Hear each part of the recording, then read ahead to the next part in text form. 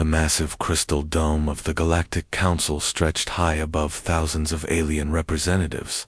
The air buzzed with nervous energy as creatures from across the galaxy whispered in dozens of languages. But when Ambassador Vextari stood up, his blue face pale with terror, complete silence fell over the chamber. His voice cracked as he spoke. "Friends, I bring terrible news. The Void Swarm has destroyed 3 more star systems in the past week. Our beautiful colony world of Kepler 442b is next. Our people there have maybe 5 days before those metal monsters wipe them out completely." A tall, lizard-like being named Commander Thale slammed his clawed fist on his seat. His scales turned dark green with anger. "This cannot be. We sent our best soldiers. The mighty Altarian Guard with their energy shields. The elite Centauri warriors with their plasma cannons. How did they all fail?" Vextari's tentacles drooped with sadness. "The machines learn too fast, Commander. Every weapon we use, every strategy we try, they adapt in hours. They copy our technology and make it better. Our greatest generals are dead. Our strongest fleets are floating metal scraps." The chamber erupted in panicked voices. Representatives shouted suggestions that everyone had already tried. Some called for evacuation. Others demanded impossible miracle weapons. But Vextari raised his hand for quiet, his expression grim. "There is one option we have not considered," he said slowly. "One species we have never asked for help." "Who?" demanded Thale. "Every military force in the galaxy has failed." Vextari took a deep breath. "The humans from Southry." The reaction was immediate and explosive. Gasps echoed through the dome. Some aliens actually fainted. Others started arguing loudly. A few grabbed their communication devices to call home, as if just mentioning humans was dangerous. Everyone in the galaxy knew the stories about humans. They came from a planet so deadly that most species could not even land there without dying. Earth had volcanoes that could destroy continents, storms that could level cities, and diseases that killed billions. The oceans were full of monsters. The land crawled with predators. Even the plants were poisonous. But somehow, humans thrived there. They did not just survive on their nightmare world. They conquered it. They built cities next to active volcanoes. They sailed across seas for fun. They climbed the highest mountains, just to say they did it. When other species discovered Earth, they officially labeled it Hell-class Deathworld 7739, and banned all visits.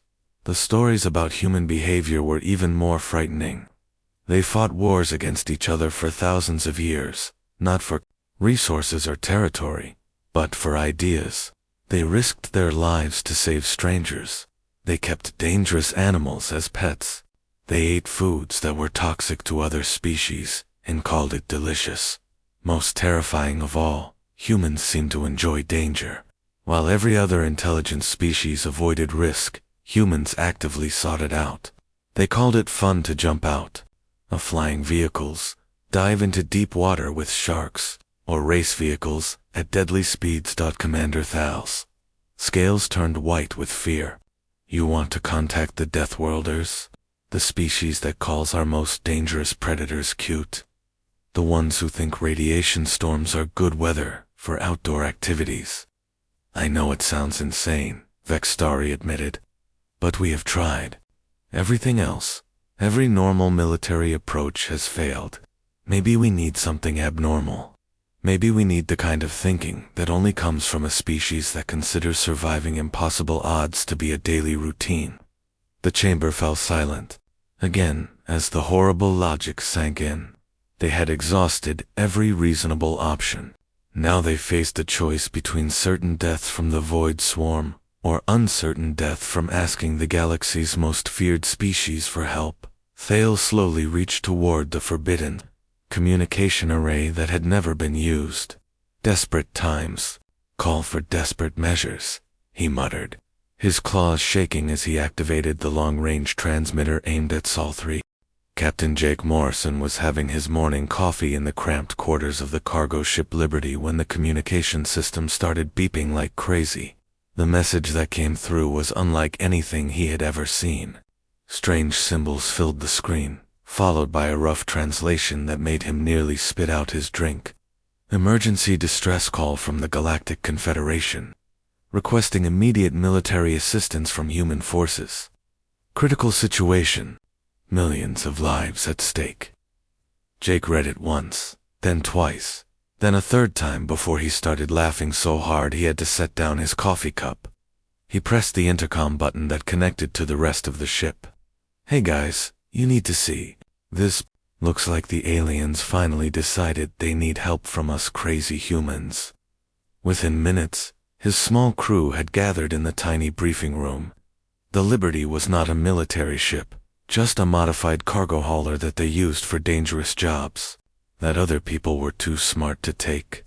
But Jake's team was not like other people. Staff Sergeant Mike Rodriguez squeezed into one of the metal chairs and immediately started cracking his knuckles, a habit he had picked up during his years in the Marines. "Please tell me this is not another boring asteroid mining job. I have been stuck on this ship for 3 months moving rocks around. I need some real action." Dr. Lisa Parker, their team medic, was already pulling up data on her scanner. Her medical training had taken her to disaster zones across human space, places where other doctors refused to go. She frowned at the readings appearing on her screen. "Jake, I am looking at the atmospheric data from their planet. This place has toxic sulfur compounds floating in the air. The radiation levels would cook most alien species in under 10 minutes. The gravity is twice what most of them can handle. How do they expect anyone to fight there?" Tom Bradley, their pilot, leaned back in his chair with a huge grin on his face. He had flown rescue missions through asteroid belts, solar storms, and even the volcanic atmosphere around Venus Station. "Good thing we are not most species, Doc. Remember that time we had to pull those miners out of the volcano on Venus Station? This sounds like a vacation compared to that mess." The fourth member of their team, Captain Beth Rodriguez, from the Emergency Response Unit, was studying the planetary information on her tablet. She had spent 15 years fighting fires, floods, earthquakes, and chemical spills on worlds that most people considered uninhabitable. "This place actually looks pretty normal to me. Sure, the air is poisonous, and there are metal monsters trying to kill everyone, but at least there are no hurricanes or forest fires to worry about." Jake pulled up more details about the situation. The Void Swarm had already destroyed several star systems and was heading for a peaceful alien colony. The galaxy's best military forces had tried to stop them and failed completely. Now, they were asking humans for help because they had run out of other options. "So let me get this straight," Mike said, still cracking his knuckles. "The entire galaxy has been trying to stop these robot bugs, and they all got beaten. Now, they want us to go to a toxic death world and fight millions of killer machines, and they expect us to win where everyone else lost." "Sounds about right," Jake nodded. "When do we leave?" Within 6 hours, they were aboard a Confederation transport ship heading toward the combat zone.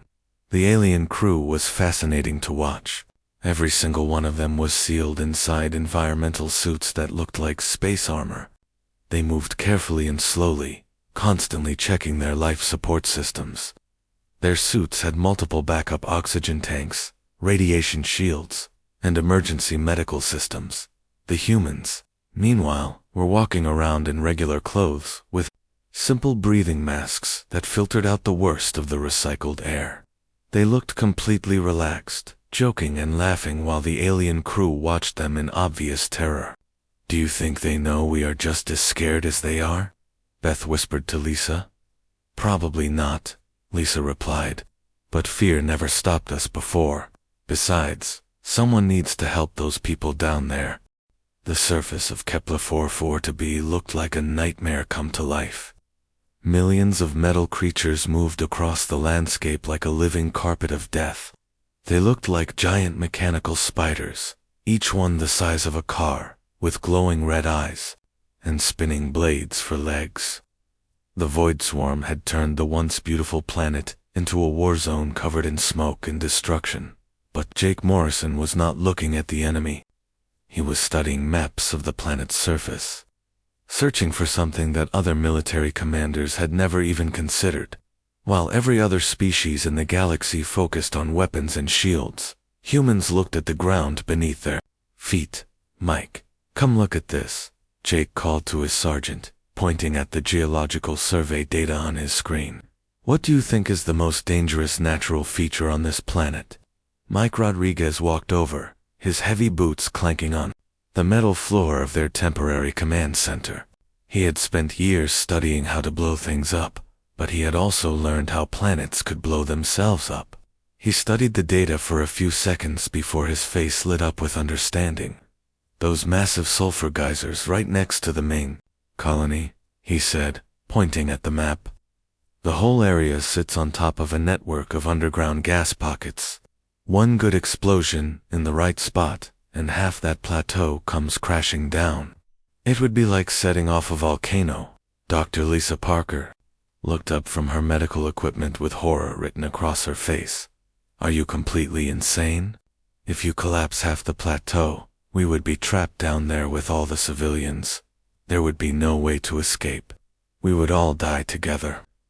Jake looked at her with a grim smile that would have terrified any alien who saw it. "Exactly, Doc. That's the whole point." "I don't understand," Lisa said, though she was starting to get a sick feeling in her stomach. "Think about it," Jake explained, pulling up tactical data about the void swarm's behavior patterns. "These machines have been fighting wars across the galaxy for months. They have learned to counter every strategy that every military force uses. They expect enemies to have escape routes. They expect retreat patterns.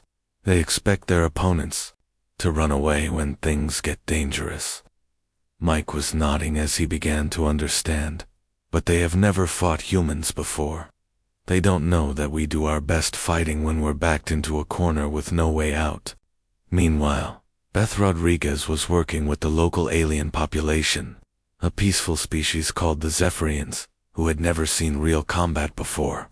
These aliens had built their cities like works of art, with beautiful towers and bridges that looked amazing but were not designed for war.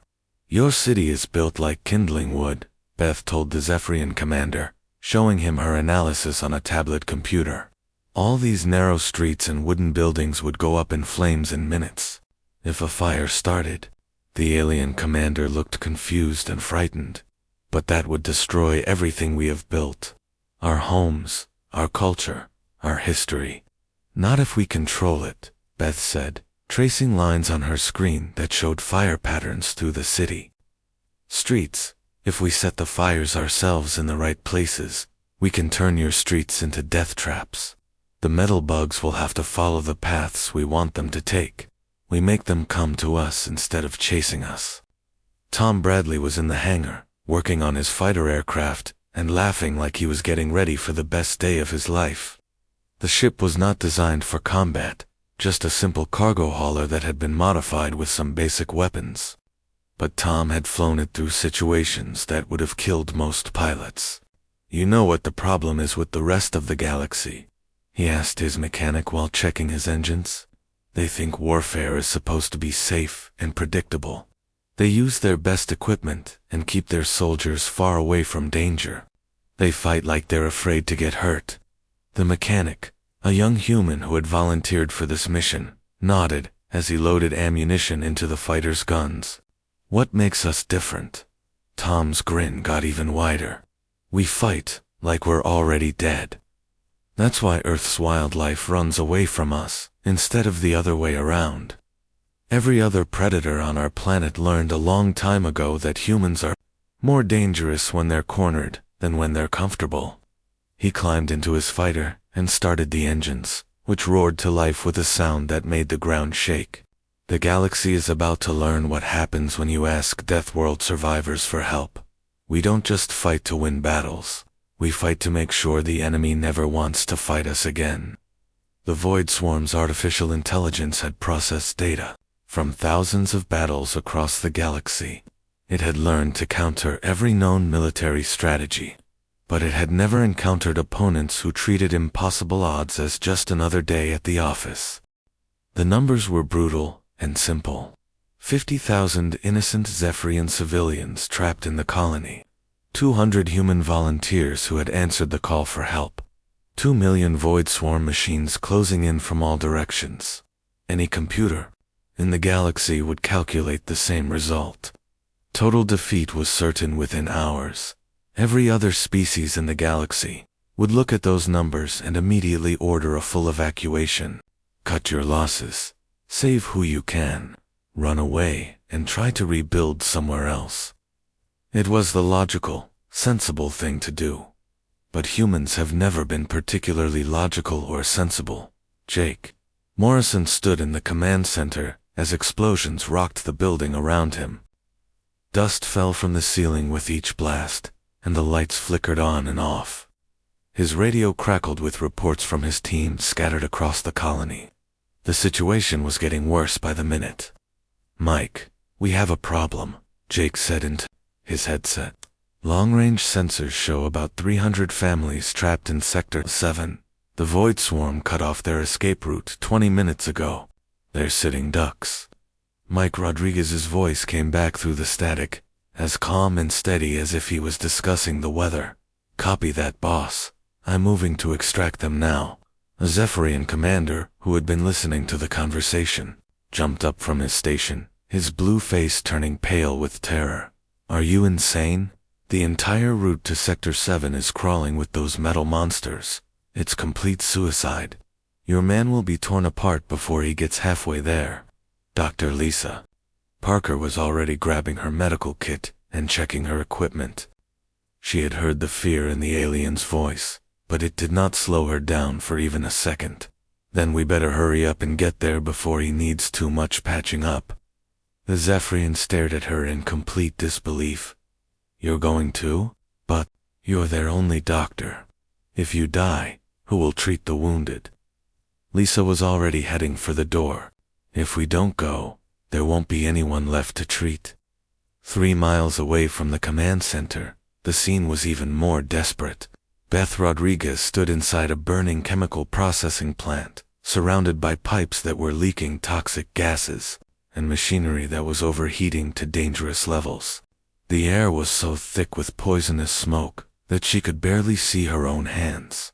Her job was simple in theory, but nearly impossible in practice. She had to manually redirect the coolant systems to prevent a massive explosion that would take out half the colony.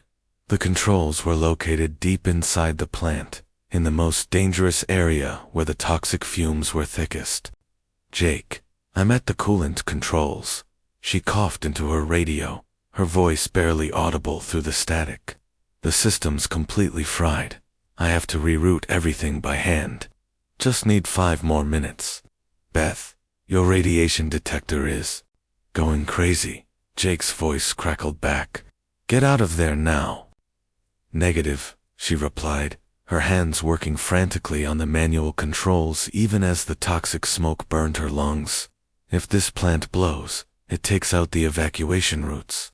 All those families Mike's trying to save will be trapped. I can do this." High above the planet's surface, Tom Bradley was fighting his own impossible battle. His modified fighter aircraft was falling apart around him as he escorted the last civilian evacuation ship toward safety. Both engines were failing, his weapons were out of ammunition, and his life support system was giving him warning alarms he had never heard before. "Liberty, this is Eagle One," he said into his radio, his voice strangely peaceful despite the desperate situation. "Package delivered. All civilians are clear and heading to the jump point. Tom, what's your status?" Jake's voice came through the static. Tom looked at his instrument panel, which was mostly red warning lights by now. "Well, I've had better days. Engines are shot, holes breached in 6 places, and I think something important just caught fire. But the mission's complete. Can you make it back?" Tom laughed, though there was no humor in it. Probably not. But that's okay.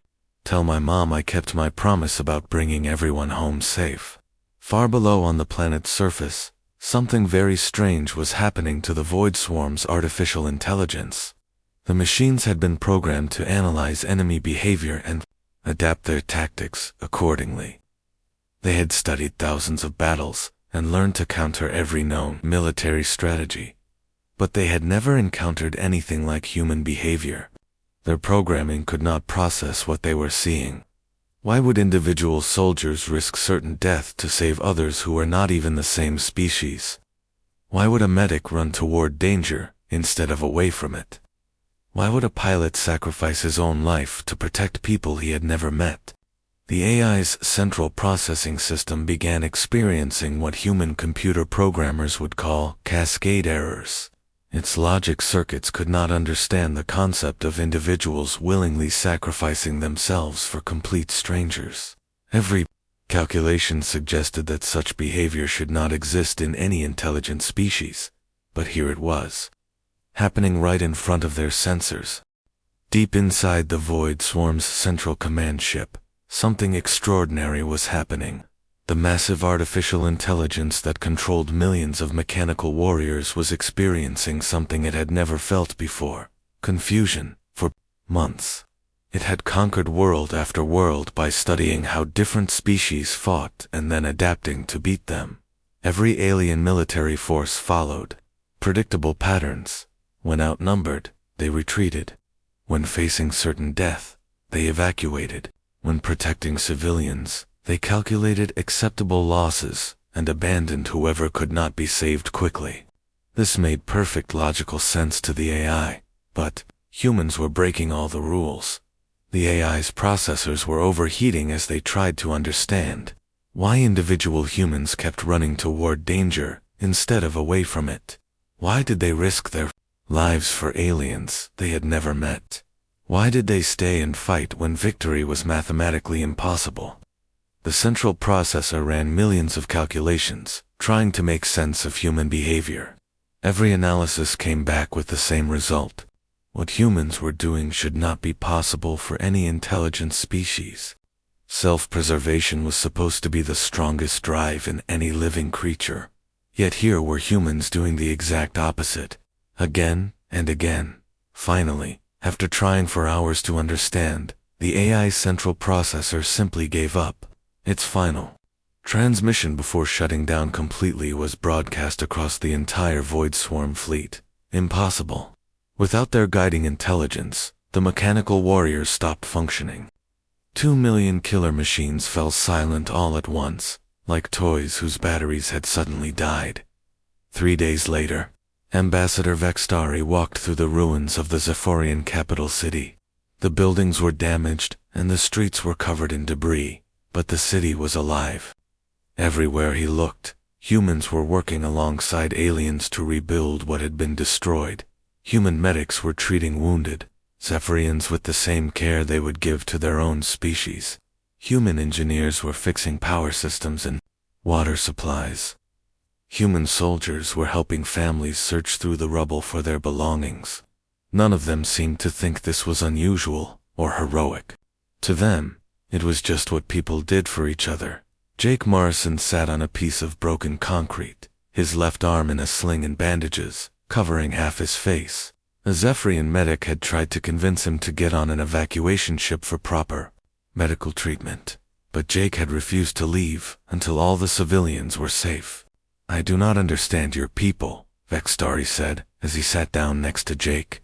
"According to our military computers, you fought a battle that you could not possibly win. Every calculation showed that you would all be killed within hours. Yet here, you are alive and victorious." Jake looked around at his team members, who were scattered throughout the city, helping with rescue and rebuilding efforts. Beth Rodriguez was coordinating the construction of temporary shelters for families whose homes had been destroyed. Dr. Lisa Parker was setting up a field hospital to treat both human and alien wounded. Mike Rodriguez was teaching young Zephorian males how to clear debris safely. "We didn't fight to win," Jake said simply, watching his friends work. We fought because you needed help. Vexteria's blue skin wrinkled with confusion. But that makes no logical sense. Why would you risk everything for strangers? Why would you come to a dangerous world to fight an enemy you knew you could not defeat?